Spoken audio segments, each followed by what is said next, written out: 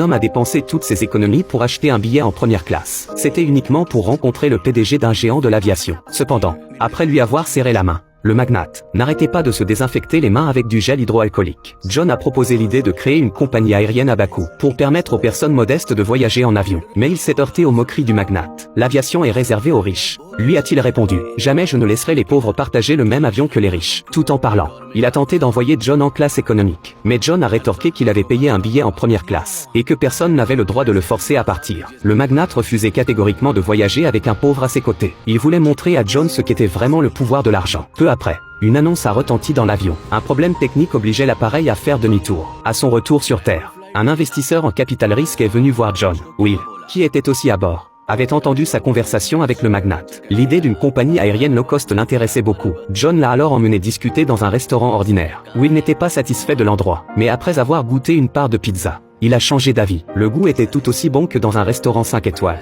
John lui a expliqué que les ingrédients étaient les mêmes, que l'hygiène était identique, mais que le prix était 10 fois inférieur. Le principe est le même pour une compagnie aérienne, a-t-il ajouté. Supprimer les services de luxe inutiles, créer notre propre système de réservation et éliminer les intermédiaires permettrait de vendre des billets à bas prix tout en restant rentable. Will a été totalement convaincu par cette vision. Il a donc invité John à présenter son projet aux autres membres du conseil d'administration. John a exposé son modèle économique avec des arguments solides. Tout le monde a trouvé l'idée intéressante. Mais il restait un problème, acheter des avions coûtait une fortune. John ne comptait pas en acheter, mais les louer. Après les attentats du 11 septembre, les avions étaient disponibles à la location pour moitié prix. Il suffisait d'un taux de remplissage de 50% pour que la compagnie devienne rentable. Le conseil d'administration a fini par donner son accord pour investir dans le projet. Cependant, l'obtention d'une licence s'est révélée extrêmement difficile. 2 mois ont passé sans que John ne puisse rencontrer le ministre de l'aviation civile. Il a demandé aux employés combien de temps cela prendrait encore. On lui a répondu que le précédent entrepreneur avait attendu 20 ans. John a compris qu'il devait trouver une autre solution. Grâce à l'aide d'un journaliste ami, il s'est fait passer pour un assistant et a profité d'une interview pour tenter de rencontrer le président. Mais à l'entrée, son stratagème a été découvert par les gardes du corps. Il a alors crié à haute voix pour attirer l'attention. Finalement,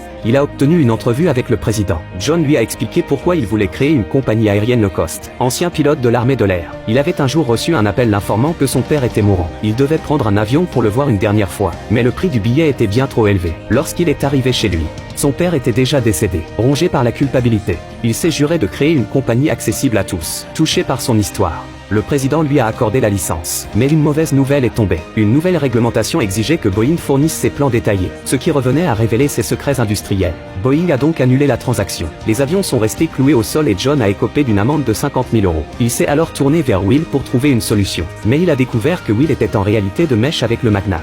Tout cela n'était qu'un complot destiné à le ruiner. Effondré, John a sombré dans le désespoir. Son rêve allait-il vraiment s'éteindre ainsi? Un matin, il a aperçu un moineau. Il s'est alors dit, même un petit oiseau peut voler. Pourquoi faudrait-il absolument un gros avion?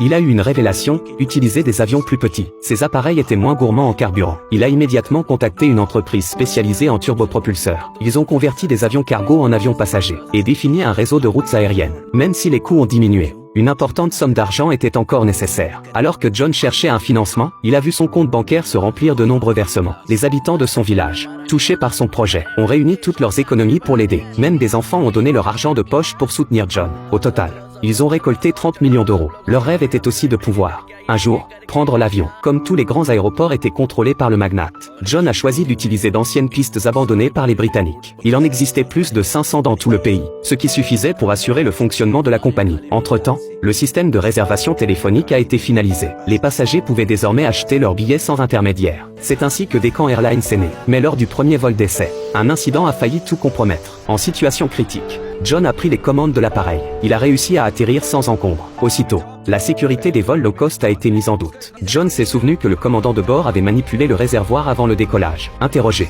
le pilote a avoué qu'il avait été acheté par le magnate. Lors de l'enquête, il a assumé l'entière responsabilité de l'incident. Le rapport a conclu à une erreur humaine et non à une défaillance technique. Mais l'image de Deccan Airlines s'était ternie. Les passagers ont perdu confiance en la compagnie. John, submergé par l'émotion, a versé des larmes de désespoir. Il s'était battu pour que les plus modestes puissent voler. Mais le pouvoir de l'argent semblait avoir eu raison de lui. À la radio, il a prononcé un discours poignant. Pour prouver que ses avions étaient sûrs, il a annoncé qu'il prendrait personnellement un vol avec sa famille. Le jour du départ, il est monté à bord, mais l'avion était vide. Déçu, John est descendu, complètement abattu. Peu importe ses efforts, le magnate trouvait toujours un moyen de le stopper. C'est alors qu'un employé est arrivé avec une nouvelle stupéfiante. Le système de réservation avait planté à cause d'un trop grand nombre de réservations. En réalité, les passagers ne l'avaient jamais abandonné. Tous les autres vols affichaient un taux de remplissage de 100%. Les habitants de son village avaient tous acheté des billets pour le soutenir. Ils n'auraient jamais imaginé pouvoir prendre l'avion de leur vivant.